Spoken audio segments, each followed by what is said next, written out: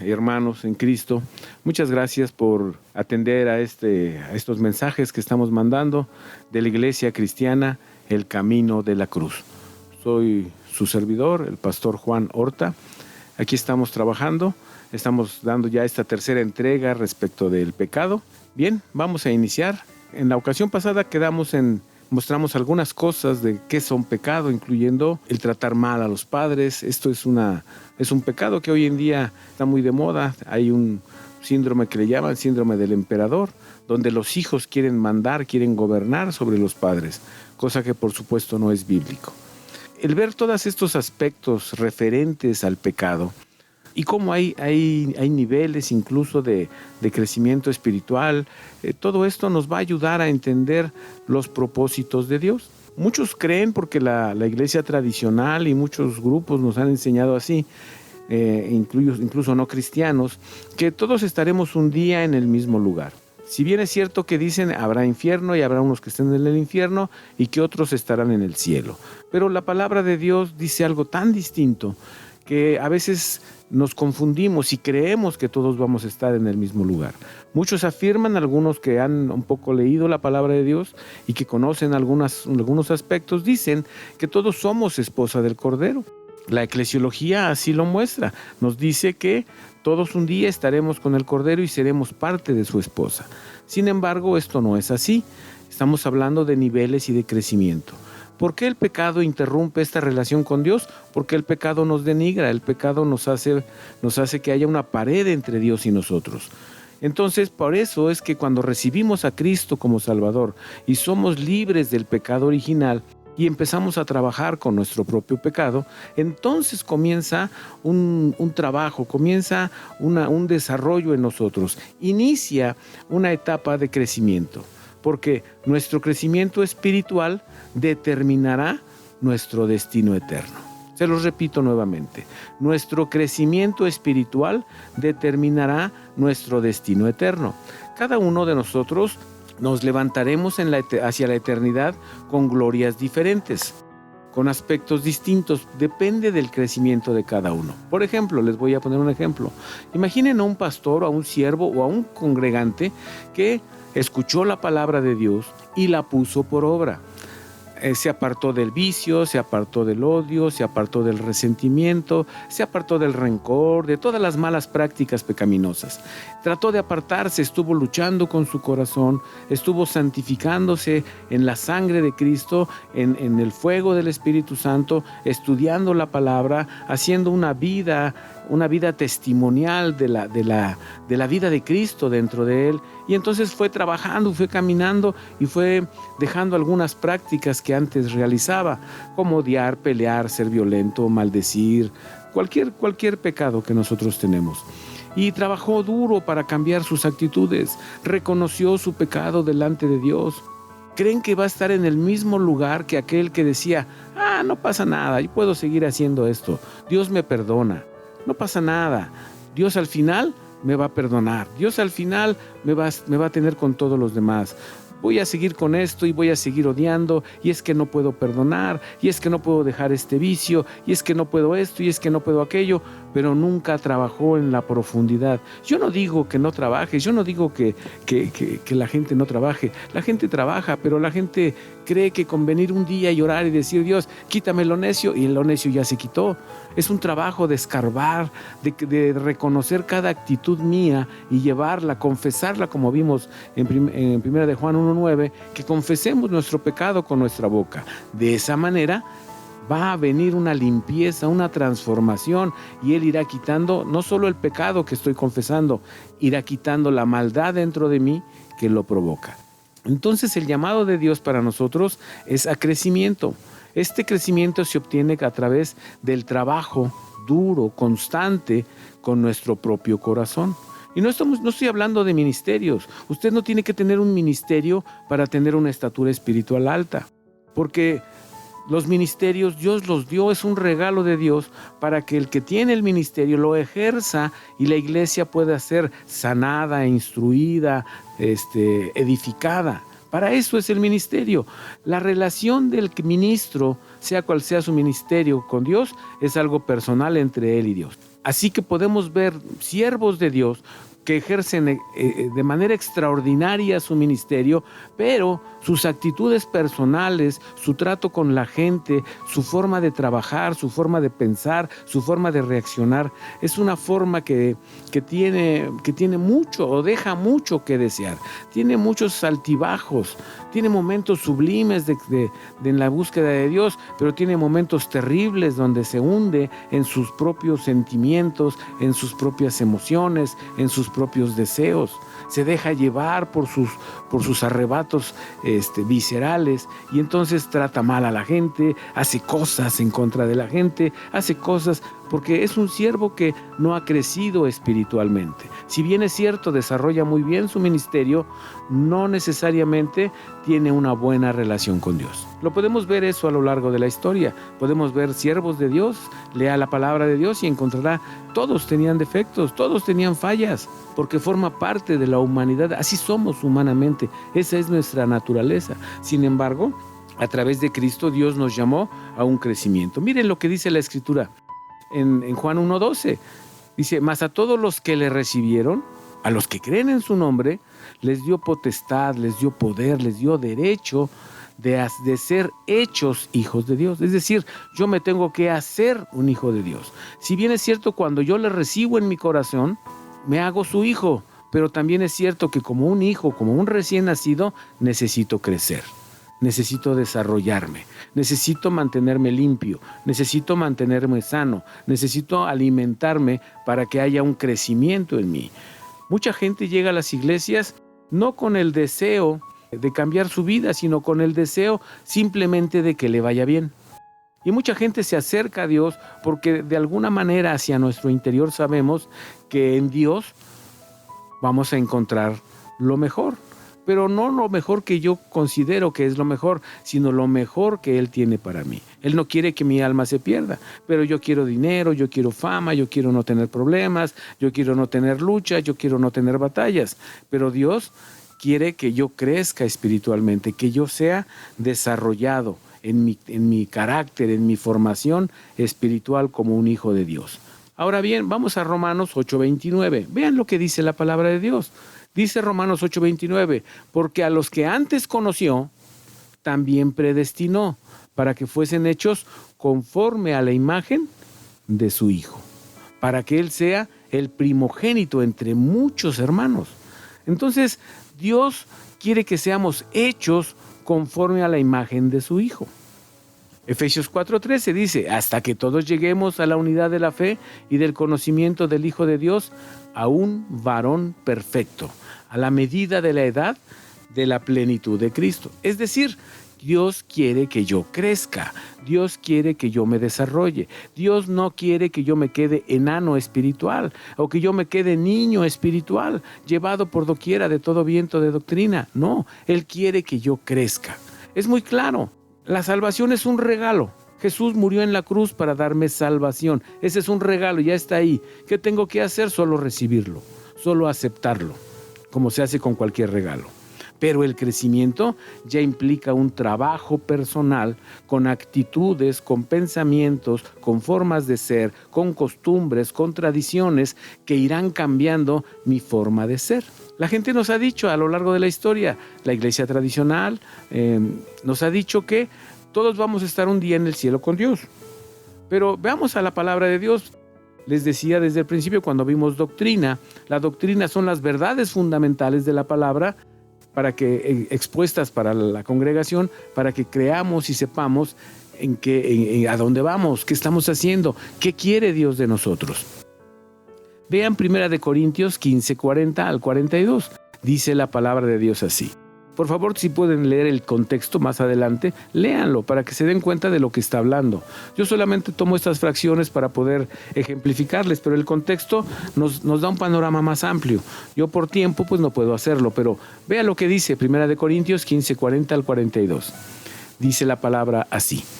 Y cuerpos hay celestiales y cuerpos terrestres, mas ciertamente una es la gloria de los celestiales y otra la gloria de los terrestres. Otra, en el 41 dice, otra es la gloria del sol, y otra la gloria de la luna, y otra la gloria de las estrellas, porque una estrella es diferente de otra en gloria. Así también es la resurrección de los muertos. Se siembra en corrupción y se levantará en incorrupción. Ahí en el 42 dice, así también es la resurrección de los muertos. Quiere decir que cuando nosotros resucitemos, los que muramos antes de que el Señor venga, o los que estemos vivos, dice la Escritura, seremos transformados. Pero aquí está hablando de los que ya murieron. Dice, así también es la resurrección. No vamos a resucitar todos con la misma gloria, porque la gloria que tendremos dependerá de nuestro crecimiento espiritual. ¿Qué tanto Cristo creció en mí? ¿Qué tanto me parezco a la persona de Jesús? ¿Qué tanto dejé? ¿Qué tantas prácticas pecaminosas quité de mi vida? ¿Qué tantas renuncias hice? ¿Qué tanto lavé mi corazón, mi mente con la sangre de Cristo? ¿Qué tanto fui al Calvario a confesar mis faltas? ¿Qué tanto cambié esas faltas que yo cometía? ¿Qué tanto dejé? ¿Qué tanto abandoné esos comportamientos inadecuados? Gloria de sol, gloria de luna, gloria de estrella, y aún entre estrellas hay diferente gloria. Eso lo podemos ver en el cielo. Vemos que el sol, cuando brilla, no se ve ninguna otra estrella. A veces se ve un poco la luna, pero la luna no tiene luz propia. La luna solo refleja la luz del sol. Después, ya en la noche, en una noche sin luna y sin sol, ya en la noche, podemos ver las estrellas en su plenitud. Los que vivimos en ciudad casi no lo vemos, pero en lugares alejados donde hay poca luz, donde son la sierra, en algunos lugares donde no hay mucho habitante, podemos ver un cielo estrellado, cuajado de estrellas. Algunas son grandes, algunas son pequeñas. Hay diferencia entre las estrellas. Porque aún entre los cristianos que tengan ese brillo de estrella, habrá unos con más brillo y unos con menos brillo. Habrá unos con brillo de luna y habrá otros con brillo de sol. Esto, por supuesto, lo vamos a ver más adelante en este trabajo de teología sistemática. Vamos a ver puntualmente todo esto, pero quiero que tengan claro en su mente que no fuimos llamados a estar todos juntos, sino que vamos a crecer de acuerdo a nuestras renuncias. Por eso es que debemos de dejar de confesar el pecado y dejar de hacerlo, para que mi crecimiento espiritual realmente sea significativo y yo pueda alcanzar el brillo, la gloria que Dios tiene para mí. Entonces, en este pasaje es muy claro cómo es que nosotros nos vamos a levantar con diferentes glorias. Ahora, escuche lo que dice 1 Corintios 15, 51 y 52. Dice la palabra: he aquí, os digo un misterio. Este es un misterio. Todos ciertamente no dormiremos, mas todos seremos transformados. En un momento, en un abrir de ojo, al final de la trompeta, porque será tocada la trompeta, y los muertos serán levantados sin corrupción, y nosotros seremos transformados. Quiere decir que cuando el Señor venga, cuando Jesús venga en las nubes por su iglesia, cuando Jesús venga por los vencedores, los que hayan vencido poco y los que hayan vencido mucho, van a estar con Él. Vamos a ser levantados si es que somos de los vencedores. Ahora vean lo que dice 1 Tesalonicenses 4:16. Dice: porque el mismo Señor, con aclamación, con voz de arcángel y con trompeta de Dios, descenderá del cielo, y los muertos en Cristo resucitarán primero. 17. Luego nosotros, los que quedamos, juntamente con ellos seremos arrebatados en las nubes, al recibir al Señor en el aire, y así estaremos siempre con el Señor. Muy bien. Asimismo, si comparamos los niveles con el tabernáculo que Dios le dio a Moisés, el tabernáculo celestial que Moisés vio, él lo replicó en la tierra. Pues Dios le dijo: y harás un tabernáculo como el que viste en el cielo. Hay un tabernáculo en el cielo. Pero no quiero entrar en eso ahorita porque estamos hablando de fundamentos, de rudimentos. Este lugar de reunión tenía 3 lugares hacia el interior. Tenía un atrio, tenía un lugar santo y tenía un lugar santísimo. Muy bien. El atrio es el lugar donde se reunían los varones. Todos los varones, jefes de familia, entraban a ese lugar para ofrecer los holocaustos, para ofrecer los sacrificios. No había ahí mujeres, ni había niños, ni esclavos. Ellos estaban afuera. pero los hombres entraban. Es decir, no era para todos, era solo para un grupo estar en el atrio. Estos son los que tienen gloria de estrella. Luego estaba el otro lugar. Ya dentro del edificio que se construyó dentro, había el lugar santo.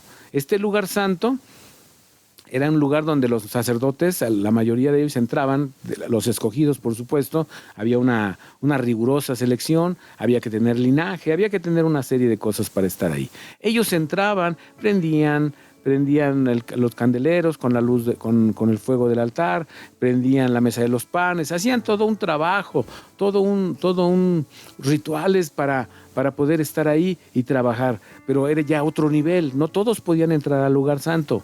Entonces solo algunos entraban al lugar santo. A estos les corresponde gloria de luna. Luego venía el otro lugar, el lugar santísimo, donde estaba la misma presencia de Dios. Ahí hablaba Dios con el sacerdote. Ahí decía Dios lo que había que hacer y lo que no que había que hacer. Cuando ellos consultaban a Dios, cuando ellos entraban, el sacerdote entraba con el racional del sacerdote que traía las piedras en su pecho, piedras una por cada una de las tribus de Israel, traía su racional y cuando él hablaba con Dios las piedras brillaban de tal manera que él sabía que era la voz de Dios la que estaba escuchando. Entonces, pero ahí solo entraba el sumo sacerdote, era un lugar solo para el sumo sacerdote. Entonces, este es al que corresponde gloria de sol. Aquí solo entraba una vez al año el sumo sacerdote a hacer la expiación o cuando tenía algo que consultar con Dios muy importante. En otros estudios vamos a ver toda esta información un poquito más desmenuzada. Ahorita lo estoy dando muy rápido porque solamente quiero que entienda que cuando nosotros somos de Cristo, vivimos una vida cristiana, renunciamos a las cosas que el mundo nos ofrece y tratamos de caminar como Cristo nos enseña, venciendo cada día nuestras debilidades, nuestras flaquezas, tendremos un crecimiento espiritual y accederemos al lugar, al atrio o al lugar santo o al lugar santísimo. Muy bien. Lucas 9:23 nos dice, y decía a todos, si alguno quiere venir en pos de mí, niéguese a sí mismo, tome su cruz cada día y sígame. Es decir, este es el texto, esta es la palabra que Dios me dio para hacer este grupo religioso, este grupo de cristianos llamado el Camino de la Cruz. Este es el texto con el cual se fundamenta este llamado que Dios nos hizo para pertenecer a un grupo, a una iglesia con un determinado llamado, con un determinado ministerio. Y decía a todos, si alguno quiere venir en pos de mí, niéguese a sí mismo, tome su cruz cada día y sígame. Este negarse a sí mismo, es decir, no complacer los deseos de mi carne, no ceder al enojo, no ceder al resentimiento, no ceder al odio, no ceder al vicio, no ceder a las malas prácticas. A eso se refiere, negarse a sí mismo, es decir, no darle voz, no darle oídos, no prestar oídos a mi carne que me quiere arrancar de la presencia de Dios, que quiere alejarme, porque la carne contiende contra el espíritu, la carne es opositora del espíritu, mi carne, mis deseos íntimos, mis deseos internos, mi yo, por así decirlo. Entonces, negarme a mí mismo es parte de este caminar. Luego dice, tome su cruz cada día debo crucificar mi carne, cada día debo confesar mi pecado, cada día debo venir a las plantas del Señor y decirle de mi propia boca, con mi propio entendimiento, con mi propia razón, las cosas que estoy haciendo mal. Es decir, confesar mi pecado para que Él me perdone. Negarme es abandonar esas prácticas, dejar de hacerlo. Y tomar la cruz significa confesar. Cuando decimos nosotros en el lenguaje que aquí utilizamos y algunas otras iglesias, decimos crucifique. ¿Qué quiere decir? Confiese delante de Dios su pecado. Llévelo a la cruz del Calvario. Confiésele a Jesús que llevó todos nuestros pecados para que Él tome nuestro pecado y lo lleve a sus espaldas, a lo profundo de la mar, al mar del olvido, donde nunca más se volverá a acordar de Él. Eso es negarse a sí mismo. No hacerlo me impide crecer, porque si bien es cierto, pues estoy en la iglesia y canto y lloro y oro y ahí estoy y siento bonito y Dios se mueve y hay muchas cosas, si no dejo de hacer lo malo a los ojos de Dios, entonces no estoy creciendo. porque el fruto de mi relación con Dios se va a manifestar en mis actitudes, se va a manifestar en mis comportamientos, se va a manifestar incluso en mi persona, me voy a ver diferente. Por eso mucha gente le dice a los cristianos, tú tienes algo distinto, no sé qué es, pero eres diferente. Porque la persona de Cristo está cambiando mi ser, estoy siendo transformado de dentro hacia afuera. Romanos 8:13 dice, porque si vivís conforme a la carne, moriréis. Mas si por el Espíritu mortificáis las obras de la carne, entonces viviréis. Entonces, ¿qué es lo que me conviene? Vivir en el Espíritu.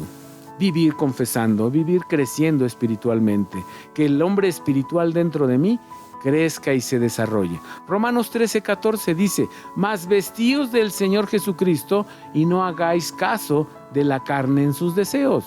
Romanos 13:14, mas vestíos del Señor Jesucristo y no hagáis caso de la carne en sus deseos.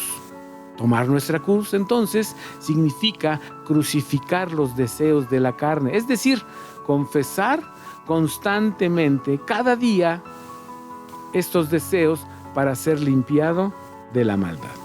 Volvemos a Juan 1:19, primera de Juan 1:19. Si confesamos nuestros pecados, Él es fiel y justo para que nos perdone nuestros pecados. Y luego dice, y nos limpie de toda maldad. O sea, no solo confieso mi pecado y mi pecado es perdonado, sino ese acto de confesar, ese acercarme a Dios, va limpiando la maldad que yo llevo dentro, porque dentro somos malvados. La gente en general dice, no, yo no soy malo. ¿Según quién? Si te comparas con el vecino, a lo mejor no, pero si te comparas con el Hijo de Dios, ¿a que sí? Por eso confesar es bueno, porque Dios me perdona y paulatinamente nos va apartando del mal. En alguna clase con un pastor, él nos daba una clase y nos enseñaba y decía, los cristianos, el pastor Gregorio, ya me acordé su nombre, el pastor Gregorio nos decía, nosotros los cristianos deberíamos llevar unas playeras que digan en el frente, cristiano en proceso de transformación. Y atrás, una leyenda que diga, disculpe las molestias que esto le ocasiona. Porque los cristianos estamos siendo trabajados para que nuestras malas actitudes vayan siendo entregadas, vayan siendo cambiadas por Dios y venga una transformación real en nuestra vida. Pero es un proceso. Es un proceso en el cual debemos entrar. Como perdonar es un proceso. Nadie perdona de la noche a la mañana, solo Dios. Pero nosotros podemos entrar en ese proceso. Ahora escuche lo que dice Proverbios 28:13, ya lo habíamos visto, pero se los recuerdo. El que encubre sus pecados, es decir, el que los esconde, el que los maquilla, el que los justifica, el que no los reconoce, no prosperará. Mas el que los confiesa y se aparta, alcanzará misericordia. Eso es crucificar, confesar nuestro pecado y apartarnos de él. Porque en la cruz de Cristo quedará nuestro pecado. Lo que confesemos ahí quedará. Dios lo quitará, Dios perdona el pecado. Y las consecuencias de mi pecado, Él las aminorará. Es decir, no recibiré todo lo que yo me merecía, porque su misericordia, cuando opera, aparta de mí lo que yo me merezco. Cuando somos reiterativos en alguna práctica pecaminosa, es decir, cuando hay un pecado que no podemos dejar, que lo seguimos haciendo, aun cuando lo hayamos confesado, quiere decir que del todo no lo hemos soltado. Vengo a la cruz, confieso mi pecado, pero cuando me levanto, me llevo mi pecado otra vez. No lo estoy soltando. Para esto tengo una ilustración muy buena que me agrada mucho compartir. Es como... alguna vez escuché cómo es que cazaban o cómo es que atrapaban a los changuitos allá en el Amazonas. Ustedes saben que el tráfico de animalitos es muy socorrido, son muy caros. Entonces, para atraparlos sin lastimarlos, lo que hacen los cazadores es que colocan un jarrón muy pesado con una boca muy estrecha donde apenas cabe una fruta, una manzana, y entonces la colocan ahí dentro y se van. Dejan el recipiente amarrado ahí, atado a un árbol, y además es muy pesado, entonces no lo pueden cargar los changuitos. Y entonces el chango, cuando ya se va el cazador, baja, atraído por la curiosidad, por ver qué es eso, y entonces mete su mano en el jarrón, toma la manzana y dice, ya es mío. Pero cuando quiere sacar la mano, no la puede sacar. Y entonces empieza a gritar, Así es el pecado. El pecado es muy fácil de agarrar, pero es muy difícil de soltar, porque es agradable, porque te da satisfacciones carnales. Y entonces la gente quiere seguir ahí, pero sabe que está atrapado y entonces el changuito empieza a gritar y empieza a hacer muchos ruidos. Y el cazador lo oye y dice, ya cayó uno. Así es el diablo. El diablo, ya cayó este, ahora voy a atormentarlo, ahora voy a restregarle en su cara, ahora voy a acusarlo con Dios de lo que hizo. Y entonces regresa el cazador y el changuito lo ve venir y se pone mal, grita y quiere sacar la mano, pero no puede. No discierne en su mente, no entiende que si suelta el pecado, que si suelta la fruta, va a poder ser libre. Y a muchos de nosotros nos pasa así, sabemos que estamos haciendo mal, pero no entendemos en nuestra mente que tenemos que soltarlo, que tenemos que dejar de hacerlo para poder ser realmente libres. Entonces llega el cazador, con toda calma, abre su costal, toma al chango, le toma la mano, le sacude la mano para que suelte, el chango suelta, pero ya está atrapado. Y entonces se lo llevan. Así el pecado nos atrapa a nosotros. Hace de nosotros presa de nuestro propio deseo, de nuestra propia concupiscencia, como dice Santiago, porque cada uno es tentado de lo que uno anhela en su propio corazón. Esa es la realidad. Cuando somos reiterativos en esta falta, en alguna falta, quiere decir que no he soltado. Todavía no he aprendido a soltar mi pecado. Entonces yo necesito aprender a cada día, como vimos en Lucas, cada día, tomar mi cruz cada día, confesar mi pecado y soltarlo cada día. Y así iré vaciando los abismos que hay dentro de mí de maldad. Porque uno dice, no, yo no soy tan malo. Si pudiéramos asomarnos al interior, nos horrorizaríamos de lo que somos capaces de hacer. Ahora, vamos a ver cómo se clasifican o a qué podemos llamar clasificación de los pecados. Si bien es cierto que solo hay dos formas de pecar, que en realidad es una, pero vamos a separarlo así. Es como los 613 mandamientos que hay en la Torá. 613 mandamientos que podemos perfectamente condensarlos en 10, ¿verdad? Pero esos 10 mandamientos, Jesús en el Nuevo Testamento los resume a 2 mandamientos, que en realidad son uno. Son 10 mandamientos, pero el Señor Jesús les dice, ¿cuál es el primer y más grande mandamiento? Amarás a Jehová tu Dios por sobre todas las cosas. Y luego dice, y el segundo mandamiento es semejante a este, amarás a tu prójimo como a ti mismo. Dice, y en estos 2 mandamientos se cumplen la ley y los profetas. De los 613 hace 10, de los 10 hace 2, y estos 2 son realmente un solo mandamiento. Amarás a Jehová tu Dios y amarás a tu prójimo. Amarás. El amor es el mandamiento básico. El amor. Él es amor. Entonces, es cierto, solo hay 2 maneras de pecar, obedeciendo o desobedeciendo. ¿Qué quiere decir? Pecamos cuando hacemos lo que Dios prohibió que hagamos. ¿Sí se entiende?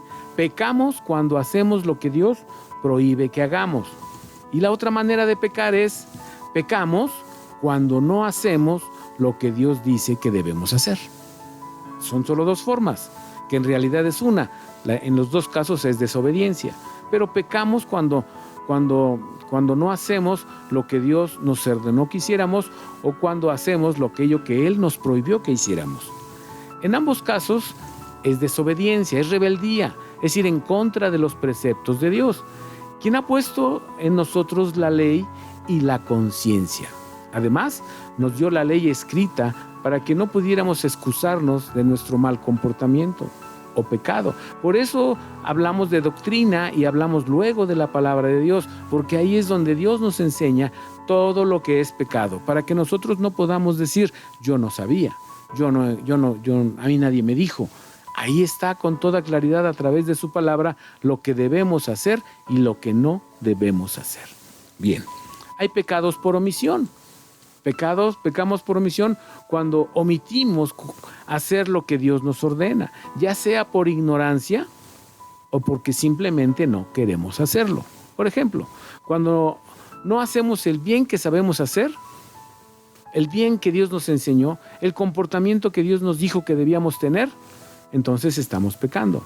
Mire, vamos a Levíticos 5:18, libro de Levítico, capítulo 5, verso 18. Dice la palabra de Dios así: traerá pues el sacerdote por expiación, según tú lo estimes, un carnero sin tacha de los rebaños, y el sacerdote hará expiación por él de su yerro que cometió por ignorancia, y será perdonado. Entonces hay cosas que yo ignoro, que son pecado, pero ignorarlo no me exime de la culpa. Yo puedo ignorar muchas cosas, pero si las hago, aunque yo las ignore, estoy transgrediendo la ley de Dios. Es como este ejemplo que les pongo recurrentemente. Si yo estoy en el borde de un edificio caminando, con toda confianza, porque no tengo temor, porque no sé las consecuencias, no conozco las consecuencias o más bien no conozco la ley de gravedad. Entonces, si no conozco la ley de gravedad, pues yo no sé qué es eso. Pero si me caigo del edificio, ¿qué me va a pasar? Aunque yo ignore la ley de gravedad, me voy a lastimar. Ignorar la ley no me exime de las consecuencias. Ahora, si yo estoy caminando en el borde del edificio y alguien viene y amablemente me dice: no hagas eso porque te puedes caer y te puedes lastimar, porque la ley de la gravedad va a actuar sobre ti y vas a caer de manera acelerada, de tal forma que te puedes lastimar. Si alguien viene y me lo advierte, ¿ese que me lo advierte está mal o el que está mal soy yo? Si yo decido continuar ahí. Obviamente soy yo el que está equivocado. Miren, la palabra yerro ocupada aquí en Levítico 4:2, que es otro pasaje que también pueden leer, es la palabra shegaga. Es una palabra hebrea. Dice falta o transgresión inadvertida, accidente, error, ignorancia, sin intención. Significa descarriarse, significa pecar. Entonces, hay veces que uno se equivoca y uno comete errores, yerros, fallas, por ignorancia, porque no sabíamos, por lo que usted quiera. Pero las consecuencias de mi pecado están ahí. Yo necesito venir delante de Dios cuando ya me doy cuenta de mi falla, de mi falta, y venir y confesarle a Dios lo que hice mal, para que Él me perdone. Santiago 4:17 dice así: el pecado, pues, está en aquel que sabe hacer lo bueno y no lo hace. Entonces, ni siquiera tengo que hacer algo malo. Con no hacer el bien que sé hacer, ya estoy pecando. Terrible, ¿verdad? Terrible lo que el pecado, cómo funciona el pecado en nosotros. ¿Qué cosas son pecado? Por ignorancia. Algunas cosas las ignoramos, pero mire, hay cosas que nosotros no creemos que es pecado y sin embargo es pecado. Vamos a ver algunas, poquitas, solamente para darle una ilustración. Por ejemplo, no creer en Dios es pecado. Lo puede ver en Juan 3:18 y en Hebreos 11:6. No amar es un pecado. Mateo 22:39. No perdonar es un pecado.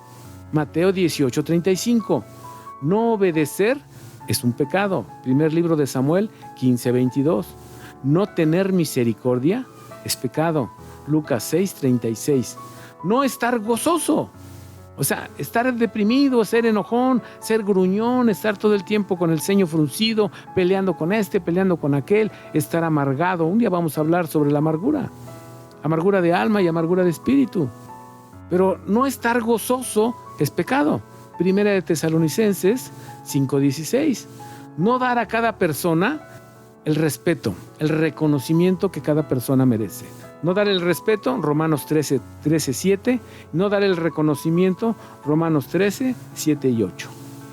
Yo debo dar el reconocimiento a cada persona. Debo pagar a cada uno lo que cada uno merece.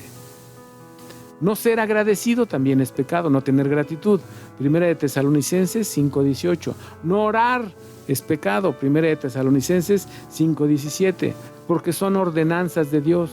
Él no dice, cuando tengas tiempo ora. Él dice, orad sin cesar, estad siempre gozosos, dad gracias en todo. Es lo que vamos a leer ahí en Tesalonicenses.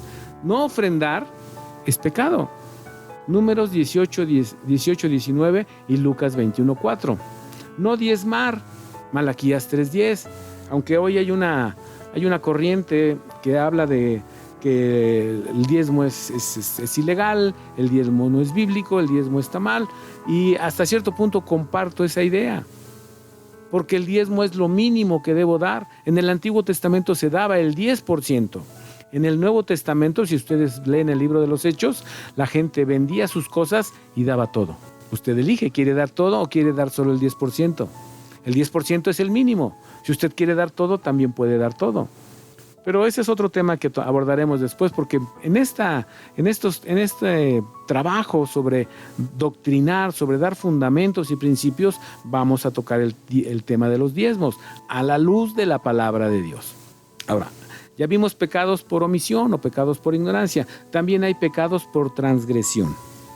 Cuando hacemos lo que está prohibido por Dios, es decir, obramos maldad, estamos actuando pecaminosamente. Esto implica que usamos nuestro cuerpo físico para ejecutar o hacer alguna transgresión a la ley de Dios. Sea que conozcamos o no la ley, recordamos también que hay ley y conciencia en nosotros. Lo puede ver en Romanos 2:15. No puedo decir que no hay ley porque la ley fue grabada en mi interior. Vamos a 1 de Juan 3:4. Dice, cualquiera que hace pecado, traspasa también la ley, pues el pecado es transgresión de la ley. Entonces, pecados por transgredir la ley. ¿Qué significa transgredir? La palabra original del griego, la G45:8, es anomía, que significa ilegalidad, violación de la ley, generalmente maldad, impiedad, infracción, infringir la ley, iniquidad, maldad. Eso significa la palabra transgresión. De tal forma que la transgresión es la infracción, vulneración, quebrantamiento, violación, desobediencia o atropello, atentado. Es un delito en contra de la palabra de Dios, en contra de lo que Dios manda. Es hacer aquello en contra de la voluntad de Dios.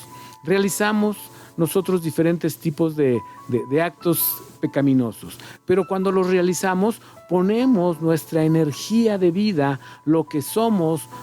Recordemos que Él nos dio lo que somos, Él nos hizo, nos dio aliento de vida, somos lo que somos por Él. Cuando vamos en contra de su voluntad es rebelarnos en contra de Él y poner mi energía de vida no al servicio de Dios, sino al servicio de mi carne o del diablo. Es decir, un gobierno inadecuado, un gobierno incorrecto para mí. También tenemos pecados por malos pensamientos. Usted dirá, bueno, yo no los realizo, solamente los pienso. Bueno, eso también es pecado.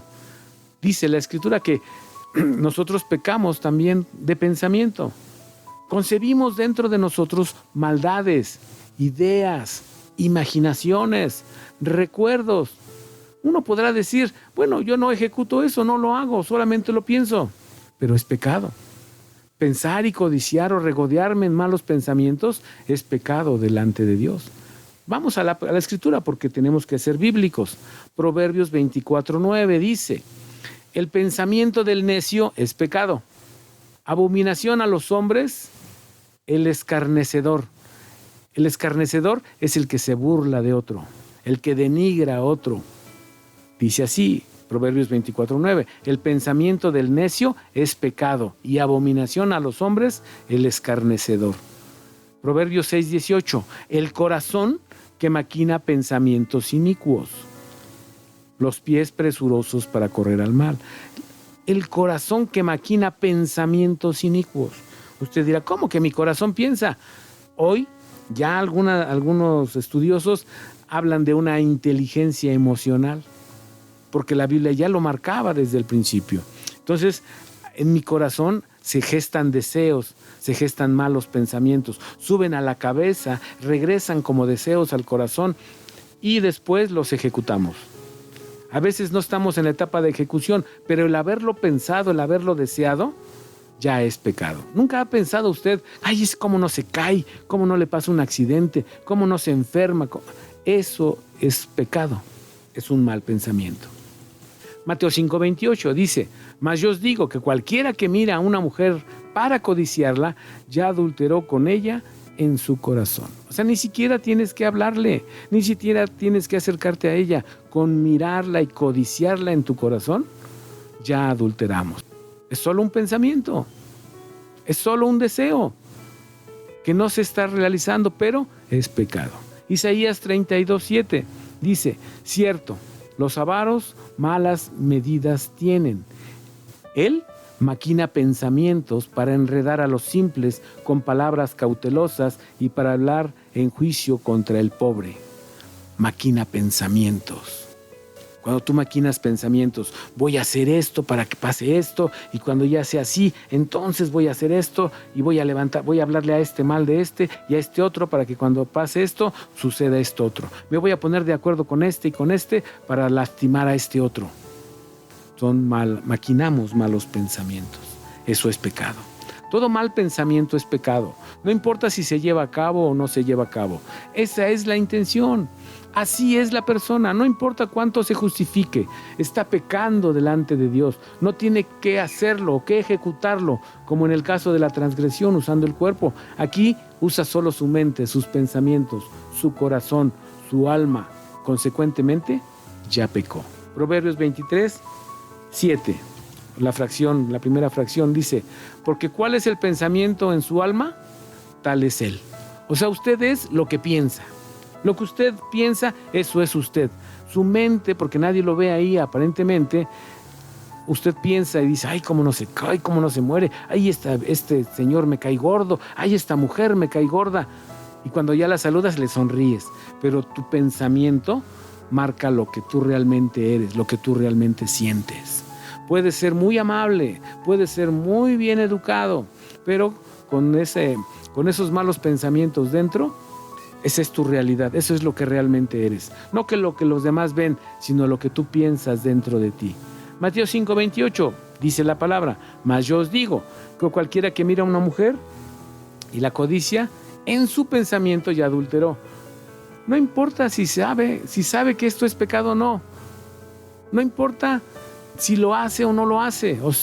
Simplemente es pecado. Pensar insanamente es pecado. No hay diferencia para Dios. Muchos se escudarán en decir, yo no sabía. Sin embargo, desconocer la ley no me hace inocente. Lo quiera yo o no, recibiré las consecuencias de haber transgredido la ley de Dios. Otra forma de pecar son las iniquidades. ¿Qué es una iniquidad? Miren, la palabra de Dios nos enseña. La iniquidad se refiere a un grado mayor de pecado. También es transgresión, pero con plena conciencia de que se está haciendo mal. Es decir, yo sé lo que va a pasar, sé que estoy haciendo mal, sé que voy a herir, sé que voy a lastimar, sé que voy a tomar un camino de pecado, sé que voy a hacer lo malo. Iniquidad. Esta palabra iniquidad de Génesis 4:13 es la palabra hebrea 5771 de la Concordancia Strong y es la palabra avón. Y significa perversidad, mal moral, castigar, castigo de iniquidad, falta, iniquidad, mal, maldad, malo, delito, pecado. Viene de una raíz primaria que significa torcer, actuar perversamente, agobiar, cometer iniquidad, hacer inicuamente, hacer iniquidad, hacer maldad, perverso, torcer, trastornar. Iniquidad es un sustantivo femenino. Esta palabra se refiere como a una injusticia, a una ignominia, a una perversidad. Es infamia, es crueldad, es inmoralidad, es deshonra, es perversidad, es tropelía. Asimismo, una gran maldad, una gran malignidad, es vileza, es depravación, es malicia en la manera o en modo de actuar, de pensar o de obrar. Permítame explicarlo de esta sencilla manera. Cuando Eva pecó, Eva conocía la ley porque ella sabía, porque cuando la serpiente le pregunta, ella le contesta, ¿no? De todos los árboles comemos, pero del árbol que está en medio del huerto, de ese no comemos, porque dijo Dios que es pecado. Incluso ella añade, ni le tocaréis, cosa que Dios no dijo, pero ella añade. Quiere decir que conocía la ley. Sin embargo, tenía deseo, no sabía qué era el pecado, no sabía qué iba a pasar. Ella toma del fruto, lo come y entonces contamina su ser. Más adelante vamos a ver cómo contaminó sus ojos, cómo contaminó sus oídos, cómo contaminó su nariz, cómo contaminó su tacto, cómo contaminó su gusto. contaminó su ser. Por eso ahora ya no podemos oír a Dios, no podemos ver a Dios, no podemos oler el perfume de Dios, no podemos sentir su presencia, no podemos hablar con Él, nos fastidia orar, no duramos ni 10 ni 15 minutos orando, porque la contaminación de nuestro ser con el pecado trastornó toda nuestra naturaleza, todo lo que éramos delante de Dios. Dios nos había hecho con un vestido de luz, Salmo 8:5, ahí lo puede ver. Cuando ella se acerca al hombre, ella se acerca apagada, por así decirlo, sin esa cobertura de luz que solía tener. El hombre, el varón, Adán, cuando la ve, él la mira ya sin la cobertura de luz y él decide correr la misma suerte que ella. El pecado de Eva fue un pecado por ignorancia, por desobedecer la ley, sin saber las consecuencias. El pecado de Adán es un pecado con plena conciencia de lo que iba a pasar, porque ya la vio a ella pecadora. Entonces, ¿cómo podemos definir la iniquidad? Es el pecar conscientemente sin importarnos las consecuencias que sabemos que vendrán por nuestra acción. Es actuar sabiendo que dañaremos o que lastimaremos a otra persona o incluso a nosotros mismos. Es tener una intención oculta, malvada en todo lo que hacemos o en lo que estamos haciendo. Iniquidad es pecar sin importarme que haré daño y que esto me traerá consecuencias. Mire, cuando nosotros pecamos sabiendo que es pecado, es como si le estuviéramos diciendo a Dios en su cara: no me importa lo que tú pienses, no me importa lo que tú digas, no me importan los estatutos, las leyes que tú hayas marcado, yo voy a hacer lo que a mí se me pega la gana. Qué soberbia, ¿no? Qué altivez la nuestra para presentarnos delante de Dios y decirle así. Dice usted, yo no se lo digo, pero cuando actúo, eso es lo que estoy haciendo. No lo digo con mi boca, lo digo con mis actos. Vamos a ver en la siguiente entrega que también la falta de fe es pecado. Por el momento, aquí vamos a dejar esta lección de ahora. Espero que usted recapacite, analice, desmenuce lo que le estoy diciendo para que entienda que delante de Dios somos pecadores. Necesitamos, nos urge ser lavados en la sangre de Jesucristo, su Hijo, para que nuestro pecado sea quitado de nosotros. Dejar nuestra carga, nuestro pecado, a través de la confesión a los pies de la cruz para ser limpiados. Muchas gracias, Dios les bendiga. La Iglesia Cristiana, El Camino de la Cruz, les agradece su atención. Reciban un saludo de un servidor, Pastor Juan Horta. Dios los bendiga y los guarde. Amén.